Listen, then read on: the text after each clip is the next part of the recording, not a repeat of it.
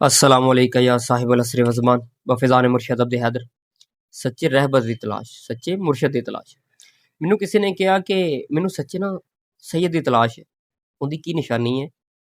ते मैं उहनूं वजह पुछी कि तेनू सैयद दी तलाश क्यों है, क्यों तेनू सच्चे मुर्शद दी तलाश है, बल्कि सच्चे सैयद दी तलाश है।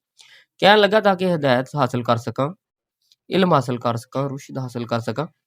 मैं फिर उहनूं कहा कि सैयद ते तेनू वैसे भी बड़े मिल जाणगे, सैयद ते तेनू भी मिलणगे ਜਿਹੜੇ आले रसूल सल्लल्लाहु अलैहि वसल्लम ਦੇ ਦੁਸ਼ਮਣਾਂ ਨੂੰ ਵੀ ਹੱਕ ਮੰਨਦੇ ਨੇ। ਸੈयਦ ਤੈਨੂੰ ਉਹ ਵੀ ਮਿਲਣਗੇ ਜਿਹੜੇ ਯਜ਼ੀਦ ਨੂੰ ਵੀ ਹੱਕ ਮੰਨਦੇ ਨੇ। ਠੀਕ ਹੈ, ਫਿਰ ਤੈਨੂੰ ਐਸੇ ਵੀ ਸੈयद ਮਿਲਣਗੇ ਜੋ ਵਾਕਈ ਸੈयद ਹੋਣਗੇ, ਮਤਲਬ ਲੋਕ ਗਵਾਹੀ ਦੇਣਗੇ ਕਿ ਵਾਕਈ ਇਹ ਸੈयद ਨੇ, ਲੇਕਿਨ ਉਹਨਾਂ ਕੋਲ ਇਲਮ ਨਹੀਂ ਹੋਏਗਾ, ਮਾਰਫਤ ਨਹੀਂ ਹੋਏਗੀ, ਮਾਰਫਤ ਇਮਾਮ ਜ਼ਮਾਨਾ ਨਹੀਂ ਹੋਏਗੀ। ਫਿਰ ਕੀ ਕਰੇਗਾ?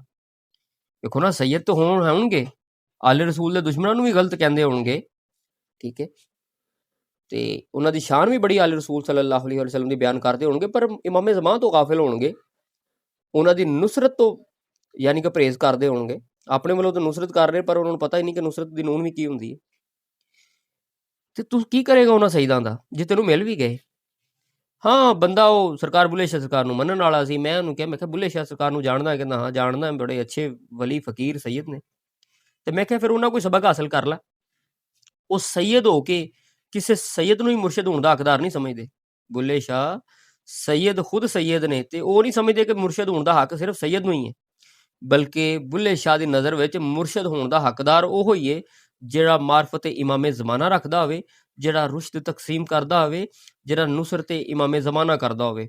ਅਸਲ ਦੇ ਵਿੱਚ ਮੁਰਸ਼ਿਦ ਹੋਣ ਦਾ ਹੱਕਦਾਰ ਉਹ ਹੀ ਹੈ, ਭਾਵੇਂ ਉਹ ਜ਼ਾਦਾ ਰਾਹੀਂ ਕਿਉਂ ਨਾ ਹੋਵੇ। ਜੀ, ਚਾਹੇ ਉਹ ਜ਼ਾਦਾ ਅਰਾਈ ਕਿਉਂ ਨਾ ਹੋਵੇ, ਕਿਉਂਕਿ ਬੁੱਲੇ ਸ਼ਾਹ ਸਰਕਾਰ ਦੇ ਬਜ਼ਾਹਰ ਜਿਹੜੇ ਮੁਰਸ਼ਦ ਨੇ ਉਹ ਅਰਾਈ ਸਨ, ਅਨਾਇਸ ਸ਼ਾਹ ਉਹਨਾਂ ਨੂੰ ਅੱਜ ਵੀ ਕਿਹਾ ਜਾਂਦਾ ਹੈ। ਗੱਲ ਕਰਨ ਦਾ ਮਕਸਦ ਇਹ ਹੈ ਕਿ ਬੁੱਲੇ ਸ਼ਾਹ ਸਰਕਾਰ ਦੀ ਨਜ਼ਰ ਦੇ ਵਿੱਚ ਜਿਹੜਾ ਮੁਰਸ਼ਦ ਦਾ ਤਾਲੁਕ ਹੈ ਨਾ, ਉਹ ਕੌਮ ਬਰਾਦਰੀ ਸ਼ਜਰਿਆਂ ਨਾਲ ਨਹੀਂ, ਬਲਕਿ ਮਾਰਫਤ ਇਮਾਮ ਜ਼ਮਾਨਾ ਨਾਲ ਹੈ ਤੇ ਨੁਸਰਤ ਇਮਾਮ ਜ਼ਮਾਨਾ ਸੱਲੱਲਾਹੁ ਅਲੈਹਿ ਵਸੱਲਮ ਨਾਲ ਹੈ। ਤੇ ਇਹ ਬੜਾ ਵੱਡਾ ਸਾਡੇ ਵਾਸਤੇ ਸਬਕ ਹੈ।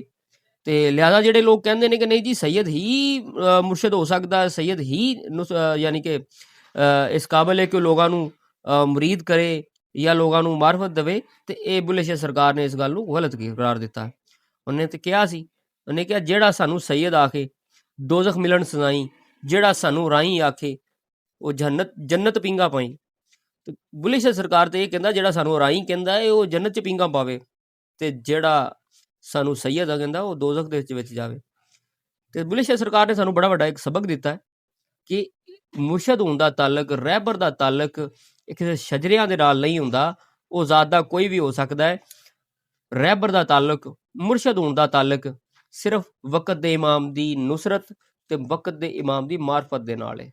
ਬਾਕੀ ਉਮੀਦ ਹੈ ਕਿ ਤੁਹਾਨੂੰ ਮੇਰੀ ਗੱਲ ਸਮਝ ਲੱਗ ਗਈ ਹੋਏਗੀ, ਤੇ ਜਿਨ੍ਹਾਂ ਨੂੰ ਫਿਰ ਵੀ ਨਾ ਲੱਗੇ ਤੇ ਫਿਰ ਉਹ ਕਹਿ ਲੈਣਾ ਫੋਕੀ ਗੱਲਾਂ ਹੀ ਨੇ ਨਾ, ਬਸ ਉਹ ਜਿਵੇਂ ਕਹਿੰਦੇ ਨੇ ਕਿ ਮੱਝ ਅੱਗੇ ਬੀਣ ਵਜਾਉਣ ਵਾਲਾ ਹਿਸਾਬ ਹੈ। ਤੇ ਬਾਕੀ ਮੈਨੂੰ ਉਮੀਦ ਹੈ ਕਿ ਸ਼ਾਇਦ ਸਮਝ ਆ ਗਈ ਹੋਵੇ। ਅੱਗੋਂ ਤੁਸੀਂ ਨਾ ਸਮਝਣਾ ਚਾਹੋ ਤੇ ਤੁਹਾਡੀ ਮਰਜ਼ੀ। ਬਾਕੀ ਹੁੱਬੇ ਅਲੀ ਰਹਿਮਤੁल्लाह, बुग़्ज़ अली लानतुल्लाह बेशुमार।